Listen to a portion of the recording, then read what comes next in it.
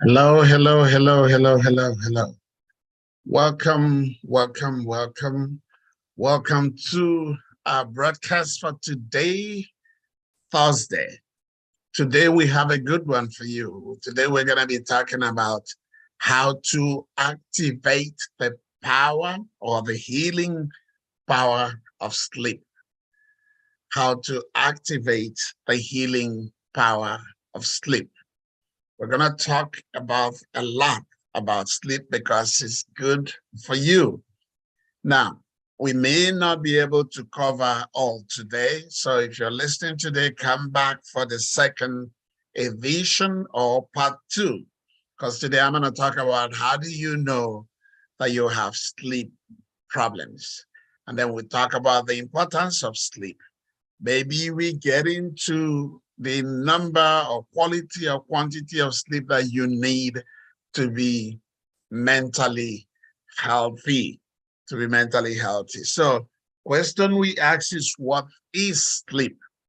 Sleep is a complex biological process that helps us to relax and refresh, re-energize, and so that we can be able to continue. It's our rest or most restful position. So even in sleep, we have different stages of sleep. So it's not just the quantity of sleep, it's the quality of sleep that matters. So we're going to talk about all of that in this edition and maybe the next edition that we cover. So who are we talking about when we talk about having sleep disturbances? Because before you will need to activate the power or the healing power of sleep, it means you have a problem with sleep. If you're already sleeping well, you don't need this topic for, maybe you don't need this topic. But if you have one of these problems that I'm going to mention, you probably need to listen and listen carefully. And if you're here and watching me, please subscribe to our channel, like this channel, and that's what we get from you. What we give back is the knowledge, the skills, and for free. So please like us, like our channel, subscribe to our channel, and share the channel. Share with your friends, especially this topic. So how do we know that we have problem with sleep? Number one, if you have difficulty falling asleep, you're going to lie on the bed, you're turning and turning for 30 minutes, 40 minutes, you're not able to sleep. It means you have power problem and you probably need to activate that power. You're lacking in it. Number two, you are able to fall asleep, but you're not able to remain asleep. You wake up 2, 3, 4 hours later, and you cannot go back to sleep. You wake up to go pee, use the restroom, and you can't go back to sleep. That means you lack that power, and we need to activate it. Number three, you sleep well, you sleep for 8 hours, 9 hours, 6 hours, 7 hours, but you don't feel rested. A lot of my patients tell me, I sleep, but when I wake up, I feel like I haven't slept. So you're getting adequate sleep by quantity and maybe not by quality. So both has to be there for you to say, I am sleeping well. So that's number three. Number four, you feel sleepy during the day. You have sleepiness. You have a feeling of sleepiness during the day. You're drowsy. You're easily able to fall asleep without preparing or lying down during the day. So that's a problem. If you have insomnia or hypersomnia, this topic is for you. That's a problem. If you wake abruptly, you wake up abruptly at night and you're sweating, you're having nightmares, you're having dreams or flashbacks or those things that you can't remember, even if you remember them, but your heart is pounding. And this is happening very frequently. then you need to activate the power of sleep. This topic is for you. But if you know anybody who has that, if you are sleepwalking, you wake up and you do things at night, and when you wake up in the morning, you can't remember. Those who see you tell you what to do at night. You wake up, you walk around, you come back, you lie down. In the morning, you cannot remember that you are sleepwalking. That's a problem. You need this topic. Or if you have a child who does that, then that child is having what we call sleepwalking. So you need to do some of the things that we are going to recommend on this broadcast that would help that person to activate the power or the healing power of sleep. Why is sleep important to us? Sleeping is important because it helps us to refresh. In the time past, science didn't know a whole lot about sleep. We know what it does, we just didn't know how it does it. We were under the assumption that when we sleep, our brain sleeps, but that's not true. Actually, when we are sleeping, our brain is performing various functions depending on the stage of sleep we are in. The brain is doing several things. Now, each functionality may be reduced a little bit, at least that's what science says, but it's still working, it's still performing different functions. So we do need to sleep to give the brain opportunity and time to recalibrate itself so we can keep functioning. So for health reasons, we need to sleep. I used to work in a psychiatric hospital, and I do know that 80–90% of the patients that come there have sleep problem. And that's one of the things that we do, the doctors do, to induce rest so that the person will begin to refresh and recalibrate, if you will. So sleep is essential for our health. Sleep is essential for our mood, the way we feel. When we sleep well, we feel well. When we feel well, we act or behave well. When we are not sleeping well, we're not likely to feel well, and our behavior and mood will be affected. So it affects our mood, it affects our health. And number three, sleep affects our productivity and performance. When we lack sleep, we also lack focus and concentration. We struggle with that. And obviously that affects the productivity and how much attention we pay to details. One way of confirming this is those who sleep and get into accidents. That's because your level of focus and your edge is reduced because of lack of sleep. So you can't focus, and that often leads to accidents. So three ways, and I'm sure there are many of them. It affects our health in so many ways. It affects our mood in so many ways. And then it affects our performance. So any of these should be a good reason for you to say, I need to listen. I need to follow some of these things and learn how to activate the healing power of sleep. That's why we say it's a healing power. The Bible says he gives his beloved sleep. That's a reason why the Bible mentions that as a quality, as a good thing, that he gives us sleep. So he does that for us. So someone may be listening and saying, how much do I need to sleep so that I can say I am sleeping well or I'm not sleeping well? Well, let me just say this. It depends on you, who you are. It depends on individuals. But there are things that are common denomination, that are common to many. So one, the sleep, how much time you need to sleep and the quality of sleep depends on you. Two, it also requires both the quality and the quantity of sleep. In other words, if you sleep for 8 hours and it's not qualitative, you're not resting, it's not enough.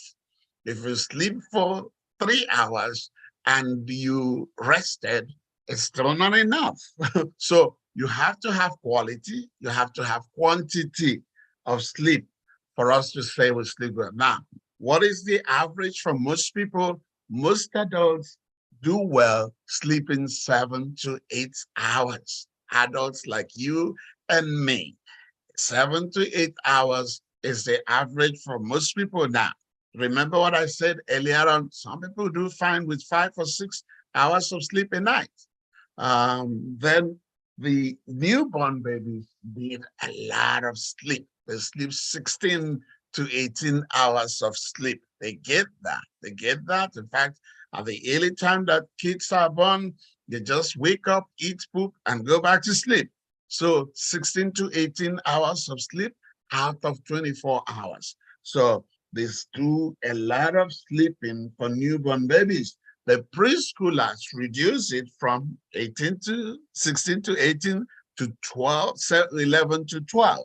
Those who are going to preschool, 11 to 12 hours of sleep can be enough. It does them well. That's what is recommended for most. Now, when we get to school age, primary school, obviously at that age, 10 hours of sleep is enough. And the more we grow, the less hours of sleep that we actually need. It's not just that we don't have the time to sleep those hours, it's just that we need less and less. And again, we get to the adulthood where we need 7 to 8 hours of sleep to function. Remember what I said earlier on, that the quality of sleep and the quantity of sleep is what makes healthy sleeping. So if you're not getting both, that's a problem, and we will need to address those problems. And that's how we will need to talk about how to activate the power of sleep so that we can sleep well. Now, if you want to maintain your mental edge, resting is enough, meaning relaxation is not enough, it's important.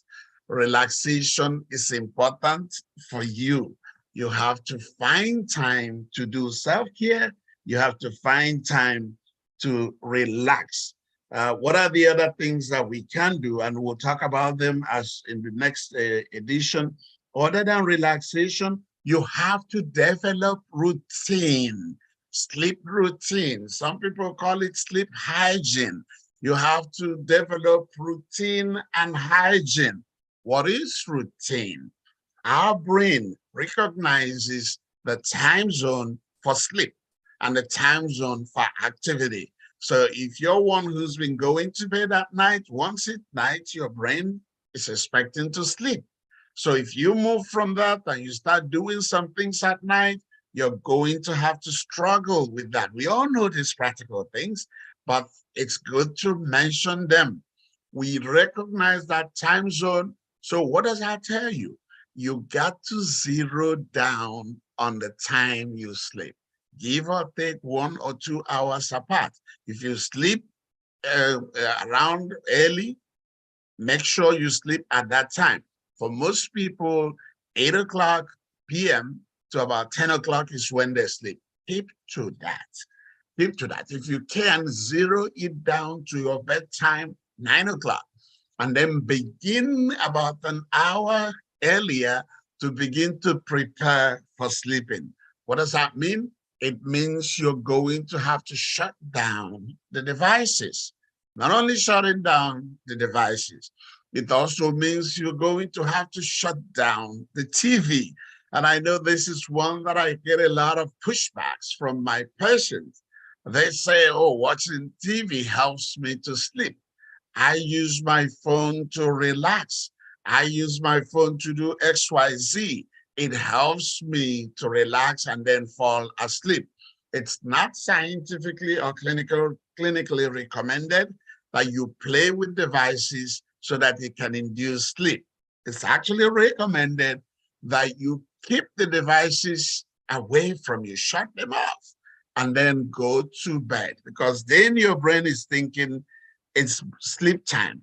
When we are watching things on on social media, for instance, or we are watching a video, there are excitable moments and there are relaxing moments. Those two conflict with your brain. When you're lying down, it's time to sleep. Your brain is thinking it's time to sleep, but you're doing things that are exciting your brain. So you're going up and down as if it's normal. We are sending conflicting message. And then we have issues with falling asleep. Or maybe we sleep, we wake up. So we got to shut down those things. And then it begins to tell our brain that this is the routine we have. And we have to do it over a period of time. That's one other thing that I get from my clients. They go and they try it 3-4 days. They shut down the devices. They come back next week. They say to me, Dr. Vic, I'm still having problem. I still cannot go to bed, go to sleep. I'm doing all that you told me to do. Well, we got to do it a little bit more. We have to be consistent. Over a period of time, our body will begin and our brain will begin to adjust to the new routine. That if you're going to bed at 9, you shut down at 8. One of your challenges is frequent bathroom use, you shut down 3 to 4 hours your intake of liquid. You're not going to be drinking water at 9 o'clock when you're going to bed at 9 o'clock because your bladder is going to need emptying. That wakes you up to go empty it, and maybe you don't go back to sleep. So we're going to wind down to drinking water earlier on in preparation for bed. There are other things that you have to do to induce sleep. But today's topic, we're just focusing on the need for you to sleep and the amount of sleep that you need to be healthy. And then what sleep means. So those are the things we have. That's how we activate the power of sleep. Know the amount of sleep that you need. For most of us, we have an idea how much we need, because when we wake up, we feel refreshed. When we wake up, we feel renewed. But if you've slept from night, and this happens to a lot of people who use substance, you drink alcohol or caffeine, and then you go to bed, you sleep for 10 hours or 8 hours, you wake up, you're feeling like you haven't slept. Because your brain, you basically have fallen asleep, but the quality of that sleep is not really optimal. So we're getting the quantity, we're missing the quality, because those are induced, those are not natural. So that creates a problem for us. And when we wake up, yep, we've closed our eyes, but our brain hasn't gone through the function. It hasn't been able to perform all the function that it performs that gets us energized and recalibrated for the next day. And those are the things that we need to do. Remember, it's not the quantity, it's the quantity plus the quality of sleep. You gotta lose anything, lose quantity over quality. Because if you sleep for 4 good hours, you're better off than someone that slept for 8 hours and didn't really sleep and did not get quality. So quantity and quality is important. But if you have to lose anything, you better lose quantity over quality. So at least your brain begins to do certain things. It may not be able to finish all that it does before you wake up, but at least it's doing certain things. And then decide when you want to go to sleep every night. And then begin at least an hour and a half to prepare to wind down. A lot of people want to wind down with devices, with social media. No, it's not how to wind down. Winding down is if you're one who takes a shower before going to bed, do that. If you're one who does journaling, gratitude journaling, do that. If you're one who does breathing exercise as a routine, that's when to do it. If you're somebody who prays before you go to sleep, that's the time to do it. If you have favorite scriptures that you read before going to sleep, that's the time to do it. Hopefully you're reading things that are energizing and motivating. You're not reading where God killed 23,000 Hebrew people. So that's not what you're reading at that time, because those things will excite you. We are reading Philippians. Whatsoever things that is right, focus on this. We are reading things that actually are positive and get us feeling happy and going to bed. So those are how we activate the power of the healing power of sleep. You're here, join me next week. We're going to be talking about this. I will go more in details on those three routine things that I talked about: relaxation, routine, and hygiene. Those are the things that we do to get sleep. I've talked a little bit about routine. Next week, I will be talking about what you can do to relax. And then the hygienes that you can maintain, the things that you need to avoid, and the things that you need to do so that you can get quality and quantity of sleep. When you have those two, you activate the healing power of sleep to resolve depression, to resolve anxiety, to wake up energized with good mood, feeling good, not feeling sad, but feeling upbeat, feeling up to date, and energized to handle the day's chore. So thank you all for tuning in. This is your family's wellness, your family's mental wellness. Join us next week, Thursday, the same time. We're going to be giving more details, more keys to activating the healing power of sleep. Thank you